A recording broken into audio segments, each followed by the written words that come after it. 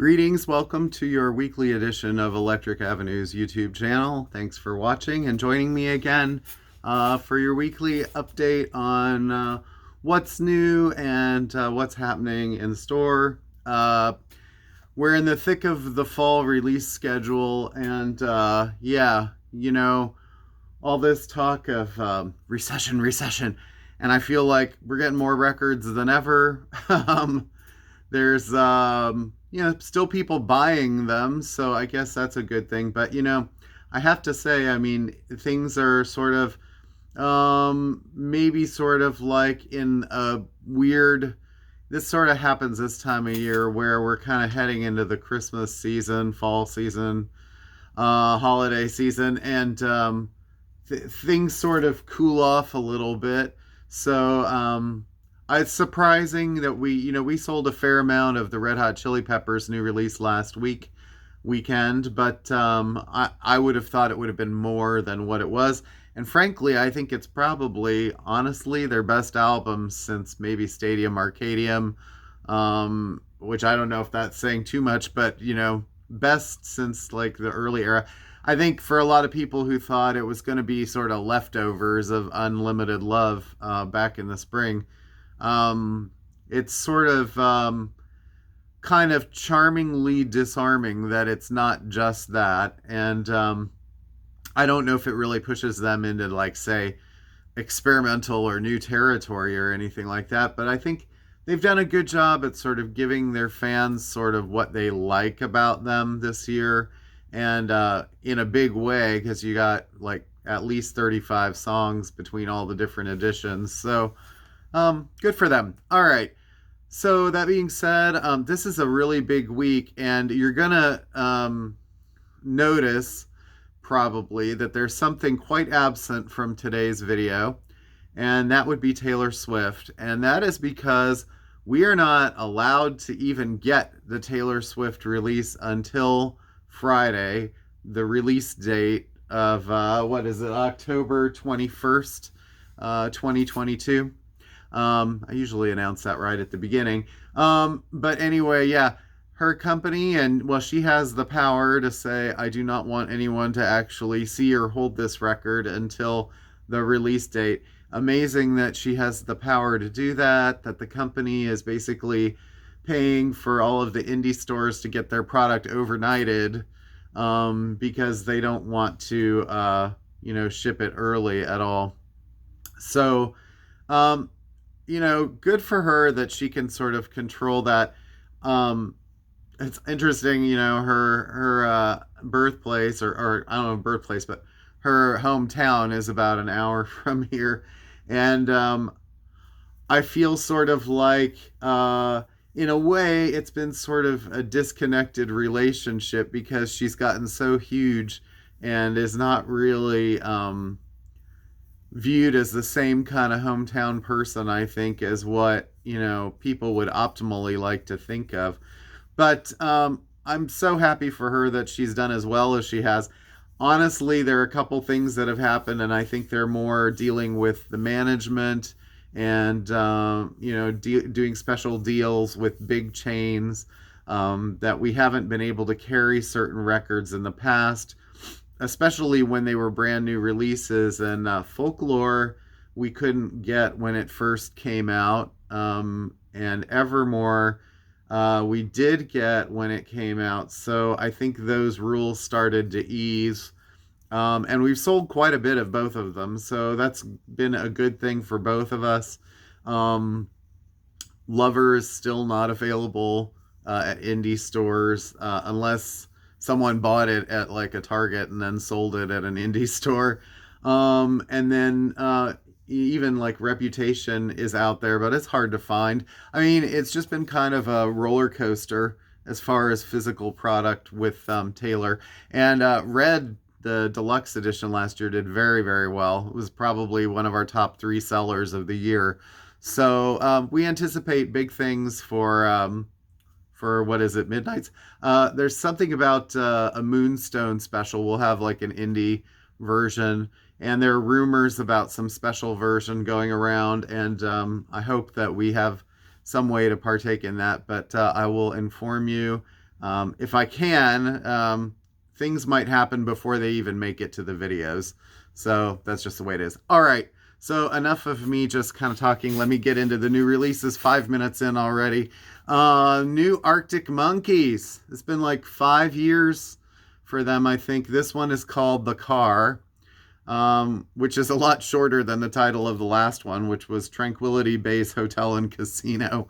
But anyway, love these guys. Can't wait to hear this record. The singles have been really cool, interesting, vibey. They've changed a lot since their first couple albums, which were 15 years ago now. So that's to be expected. But this is the Indie Store Custard Vinyl Edition. Custard, I'm assuming, is sort of a off-white kind of color. Let's see, in reissue sort of stuff, we've been waiting for this for a while. It's the Lou Reed, and it's in his Archive series, #1. This is pressed on bright yellow vinyl, and this was actually demos for like Velvet Underground songs that they found in a drawer in Lou's office, I guess, or something like that. But it has early versions of I'm Waiting for the Man, Heroin, Pale Blue Eyes. I believe John Cale is on this with him, and it's just very sort of stripped down folk versions of some of those songs. But I'm sure it's fascinating because you get to hear where those songs sort of would end up. Another reissue. There's nothing really extra with this. This actually was supposed to come out last week, and we got ours a little late. But it's the whiskey color vinyl edition of the Stooges debut with Iggy Pop leading the charge. And this is the one with I Want to Be Your Dog and 1969. So get that on limited color vinyl right now. Rhino's doing those. Blue Note Classic Vinyl Edition. This is Big John Patton. And it's called Oh Baby, and that is not Big John Patton on the cover unless he changed sexes. But anyway, he plays the organ on this, if you're not familiar with Big John Patton. Blue Mitchell on trumpet, Harold Vick on tenor sax, Ben Dixon on drums, and the big name Grant Green on guitar. So could be kind of cool. Got sort of the typical Blue Note artwork, and again, mastered by Kevin Gray at Coherent Audio. Okay, more Rhino Rocktober titles. We get the B52's debut. This is on an exclusive splatter color vinyl. I think it's red, or red and yellow. And then we get also Wild Planet, which is another splatter vinyl edition, and this is I think yellow. I can't remember. I think it's something like, or blue and red maybe, but multiple colors. So that's cool. Another B52's release that is sort of, you don't see it very often, and it comes in the series, is Mesopotamia, which is kind of a mini album that came out between Wild Planet and believe between that and Whammy maybe, but this was produced by David Byrne of Talking Heads. It's generally seen as like kind of weirdly their lesser release. I think maybe because it wasn't it was a little more sort of like art school and a little less kind of just ramshackle fun, but still interesting. It's one that's very hard to find usually, so nice to see that out. 40th anniversary of the 1982 mini album. Another reissue, Kendrick Lamar, Good Kid, Mad City, his debut. This is probably one of his most popular, if not the one that's sold the most. 10th anniversary edition, 2LP, translucent milky colored vinyl.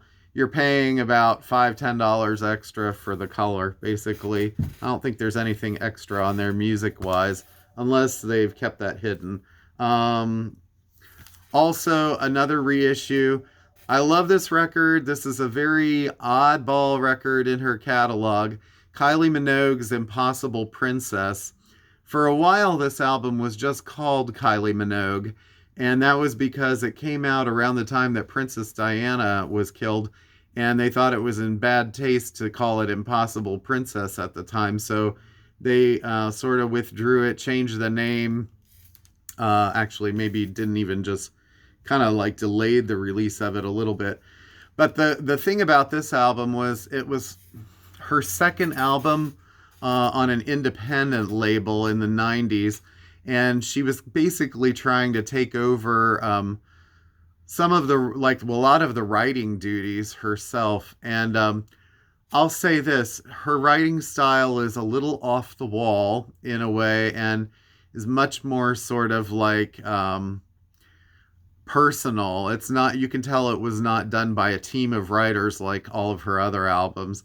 I'm not saying that this is like all of a sudden, you know, she's plunged to like some sort of art school Scott Walker album or something like that. It still has some pop stuff. She did a couple songs with Manic Street Preachers on here, but it's definitely a more artsy kind of album for her. It's interesting that they finally reissued this.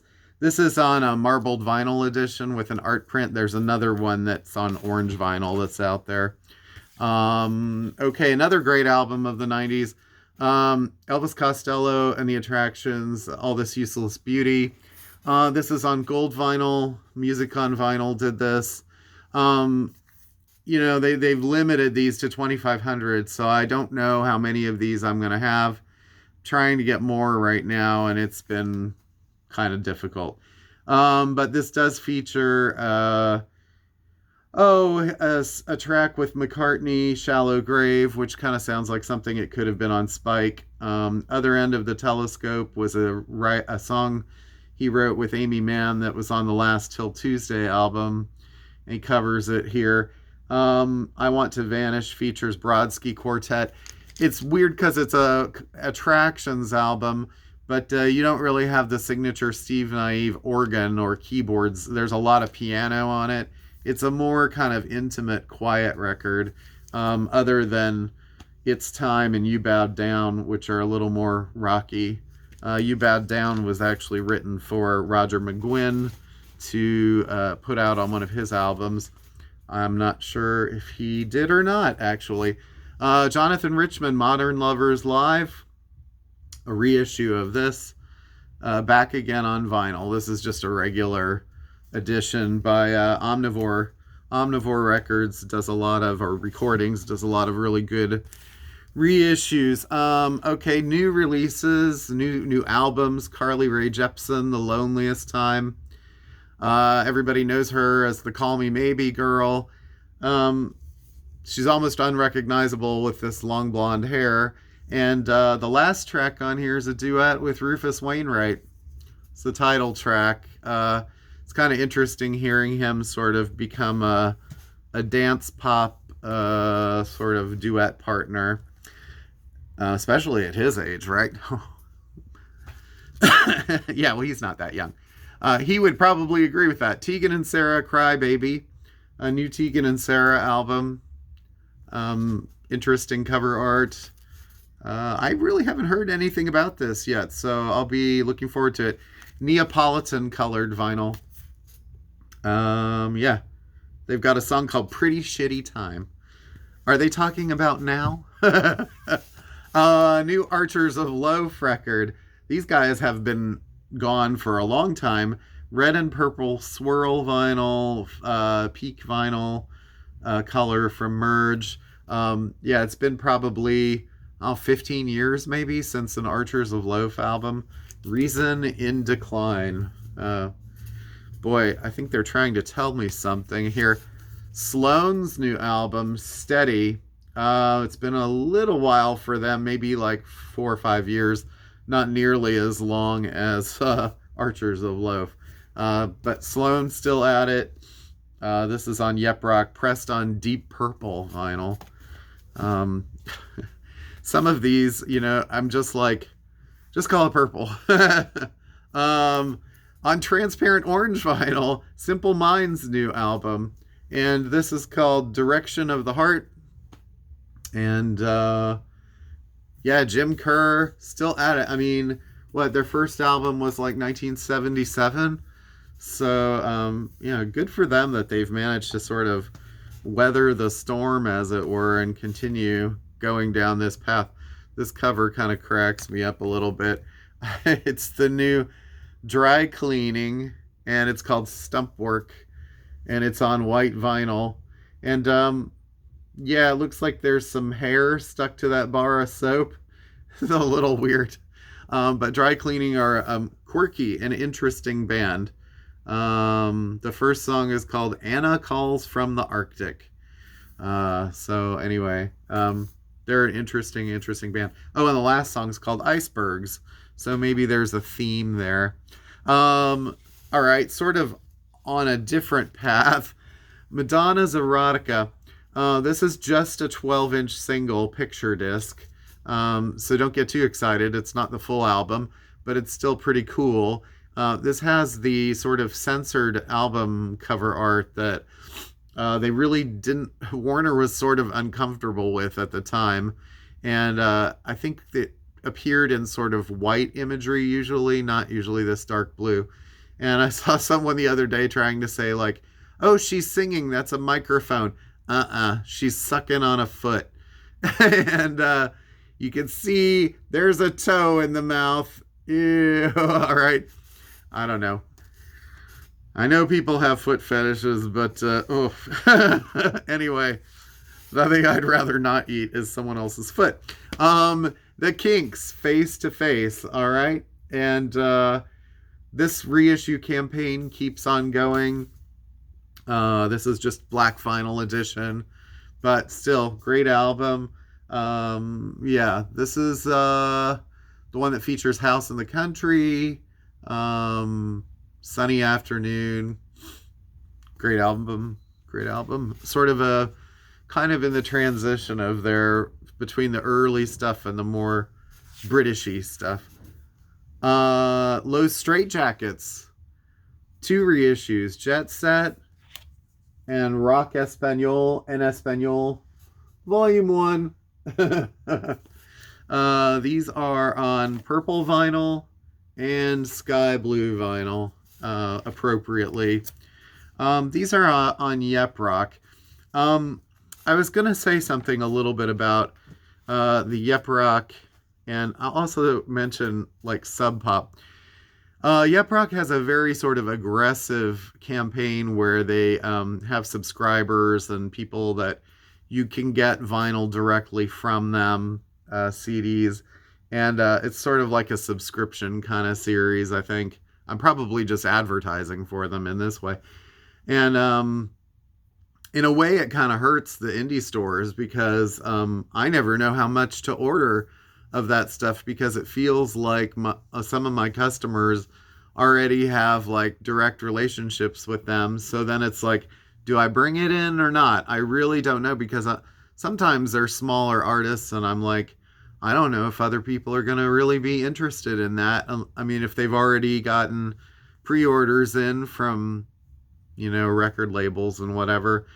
And so I feel like we're kind of like, even though we're supporting the artists as independent stores that might not show up in, say, Walmart or Target, we're kind of down the chain as far as like how they treat us.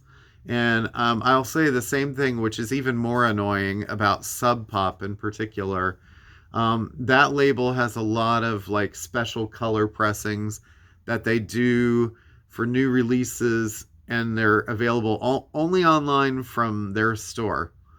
So I have some customers who are, I don't want to say they're sort of like color racists with colored vinyl, but they don't, maybe, you've got the people who love black vinyl and the people who love color vinyl, and the people who love colored vinyl are like, well, I'm not going to get it from you because the only place I can get it is from the Sub Pop website.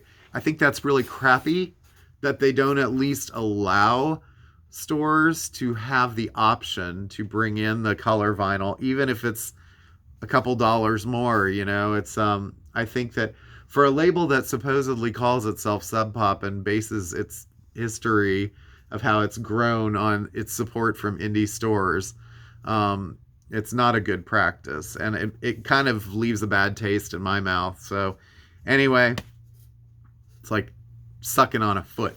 All right, a couple of jazz things that came out. Charles Mingus presents Charles Mingus. This is on the Candid label. Sort of a late 50s, 59, I believe, release. It says remastered by Bernie Grundman. Bernie Grundman has a few people that work for him, I think, that go under the name, so I don't know if it actually was Bernie Grundman, but I mean, if I asked Bernie Grundman, he'd probably say, yeah, that was me. So who knows? The man may never sleep. Also, Abby Lincoln's Straight Ahead. This is another Candid Records reissue. And this features Max Roach, Coleman Hawkins, Eric Dolphy, Mal Waldron. She's a quirky, interesting singer. Wife of Max Roach. Did some really edgy stuff. It's not for everybody. Another one that's sort of now more modern. We're getting this Jazz is Dead series a lot, and this is with the singer Gene Carn, who hasn't done much that I know of in a while, but most of these feature, or they all feature Adrian Young and Ali Shaheed Muhammad as sort of the lead musicians on these. Mastered at 45 RPM on colored vinyl. This came out earlier this year too, but this is the red vinyl edition. Another one sort of note is Blue Note Reimagined, and this is the second one, and it's got the date on it of 2022. This features a bunch of people that I'm not as familiar with, but all doing sort of twists on old classic Blue Note performances. Okay, couple of late arrivals. We got Black Lips. I think I showed the CD of this last time, but Apocalypse Love, limited transparent violet vinyl. These guys are crazy, pretty good. I don't know, sort of like alternative country. They sort of cross genres a little bit into like maybe like the Cramps or something like that territory. Less gothy than that for sure. And another one, Leonard Cohen.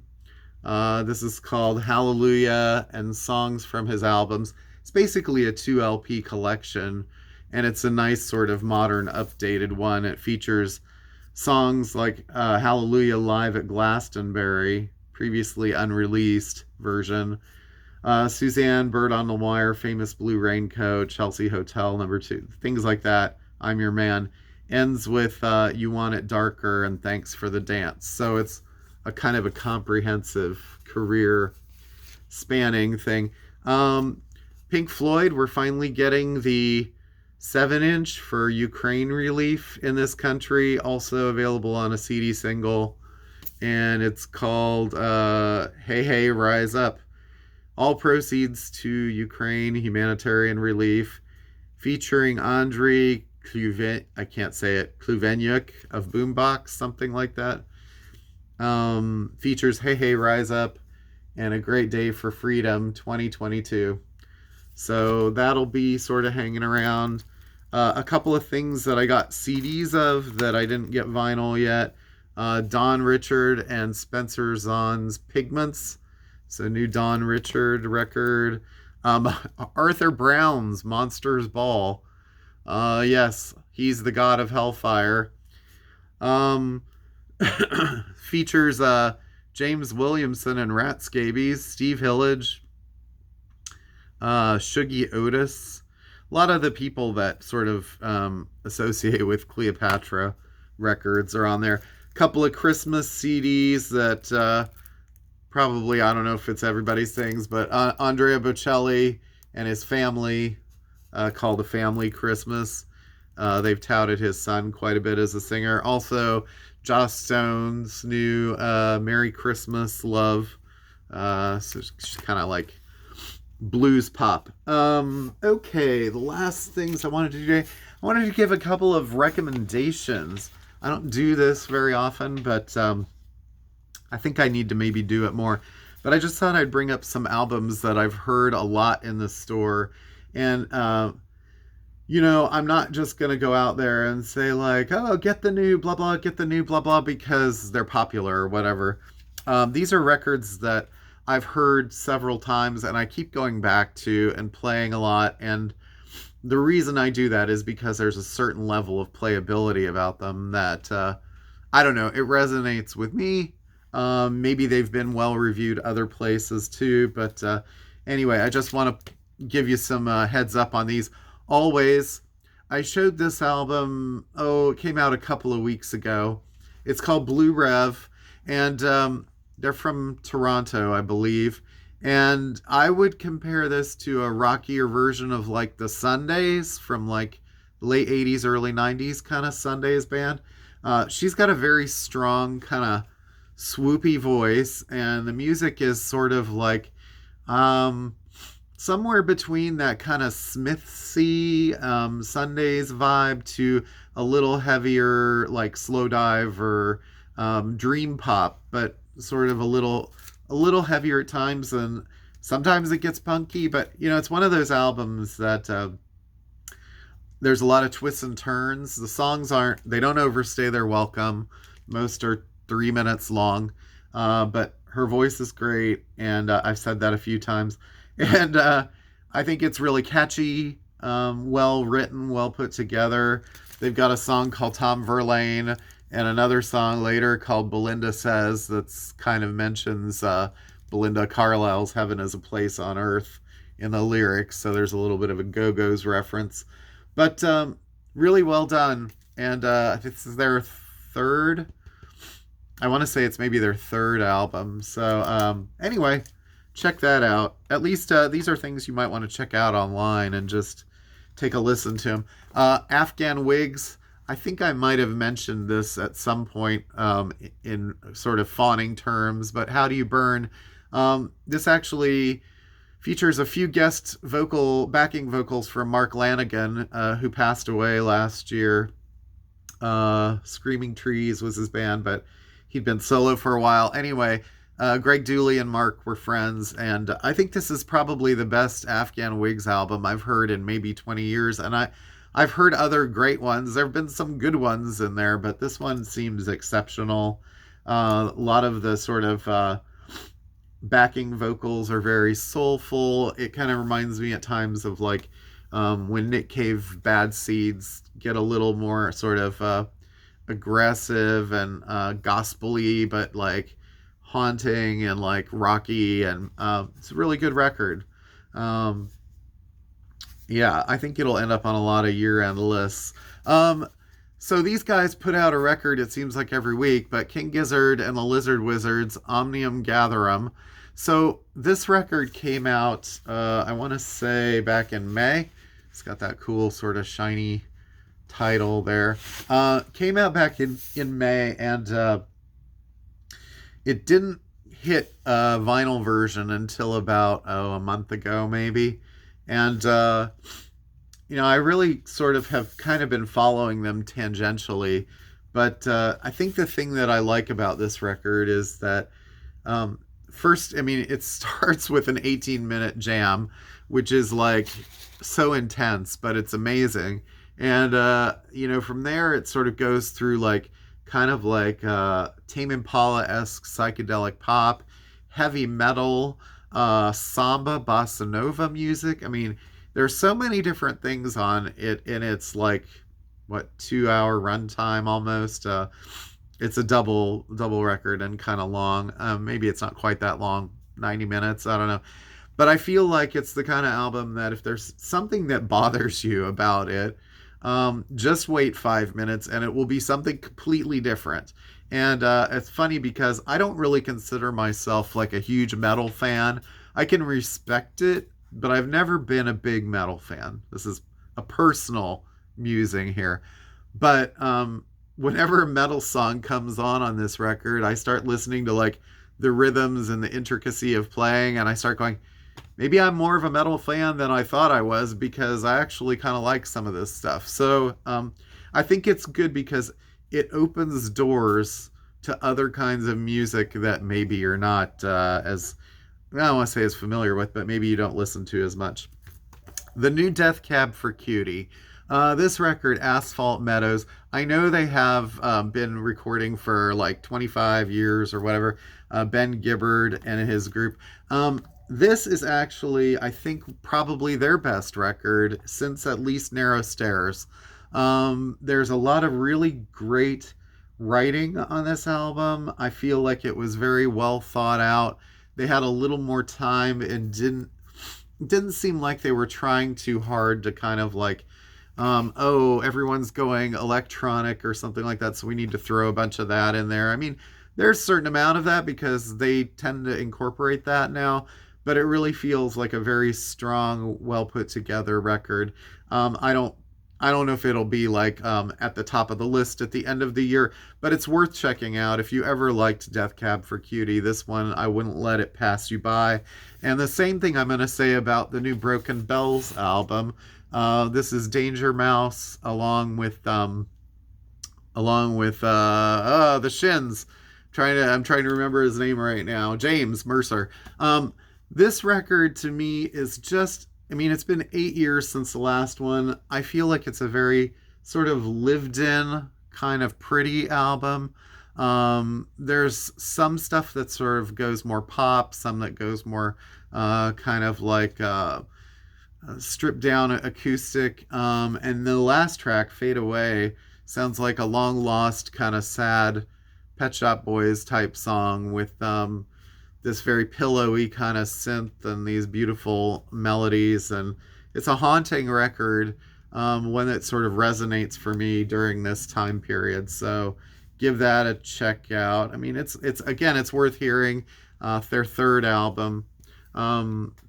Danger Mouse, he's been a busy guy lately too, working with all the people that he keeps working with. So, I guess that pretty much covers it for this week. Taylor Swift, I'm sorry I don't have it to show, but it should be in the store on the 21st, as far as we all know. Next week is the Beatles Revolver box set. That's a big deal. And it's going to be a very busy November with the release schedule. So pay attention. Don't get too far behind if you're worried about that, because there'll be a lot to choose from this Christmas. One last thing I was going to mention very quickly. There was some criticism I saw recently about Adele and her last album sort of sitting on shelves. And I was going to say, my personal take on that was, I thought that was an artistic triumph of an album, because it sort of not only was relatable in some ways to people who've gone through breakups, but it was a more intimate record in a lot of ways. It had a lot of sort of like very stripped back, real emotion on that. And some people are just kind of, I don't know, they're sort of panning it, saying like, oh, the earlier stuff was better. Well, the earlier stuff was catchy, I suppose. But this showed a lot of maturity on her part. So sort of like, I think the new Beyonce album is great too. And I've never really been a fan of hers before. There's a lot of stuff on there I could do without. But, overall, I'm sort of impressed with some of these people as they're hitting different parts of their lives and careers, that they're still searching for something, still expanding their sonic worlds a little bit. So more power to them. All right, let's hope the Taylor Swift is good. Thank you very much. Enough from me. I'll see you guys in another week. Look, I'm pushing about 35 minutes again. When am I going to get these shorter? Maybe when they stop releasing so much. Thanks again. Have a great weekend. Take care. And I'll see you on the 28th. Peace.